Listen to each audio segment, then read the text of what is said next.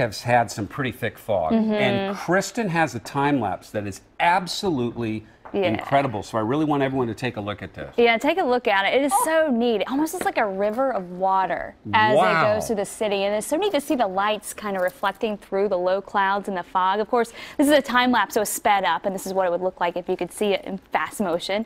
But that's a fog just looking through downtown, and you can see it's a loop of it, just the clouds. It really is a river when it travels through like that. So how long was it filmed over? This was just over, I think, the course of just maybe an hour, hour and a half or so. So, you know, it does move pretty quickly through the city, you know, kind of stay around. Sometimes it moves in and out. In fact, we'll take a look at what happened today. Let's get to the weather maps, and I'll show you that we did have some fog overnight last night, and this is a look at the visibilities by miles. So it kind of gives you an idea of when the thickest fog tries to push into the Portland metro area. And so you can see the miles. We're at 3 miles, so it's kind of settling in, and then it takes this big dip at 4 a.m., and that's how the fog goes. The winds could pick up, and then all of a sudden it clears out.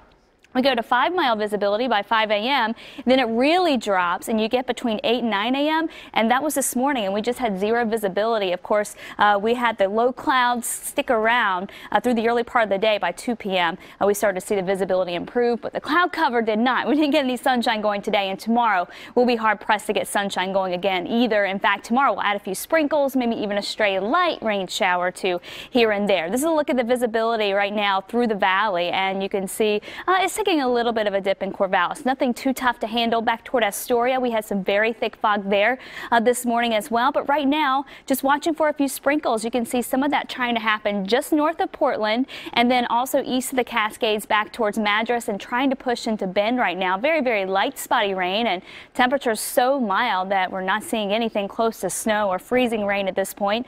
A few showers down south, very light there too, and then far eastern Oregon getting in on some of the action, some light rain there too. So here's a look right now, a live picture from Portland, and you may be able to see some of that spotty rain as you look out to the north. 49 degrees, winds coming in at 6 miles an hour as we head through the evening.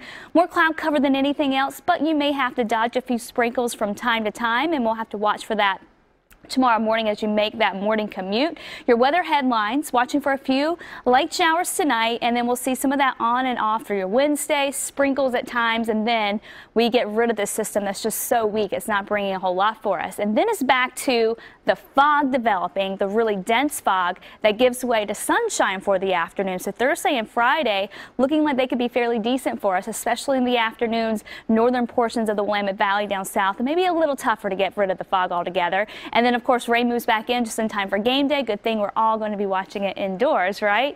But it looks like it'll bring in the potential for some mountain snow too. So definitely some good news there. Temperature-wise, out there now we're in the upper 40s to low 50s across central Oregon, far eastern Oregon, the higher elevations in the mid-30s there. Upper 40s in Portland, low 50s as you head towards Bend. And take a look at the fog. Speaking of, this is a live look at Mount Hood Meadows at the resort there. And you can see the fog has certainly settled on in. Watching for the potential for a little bit of snow tomorrow, very wet snow, but between 5,500 feet, this is where we'll start. It'll rise to around 6,000 feet tomorrow.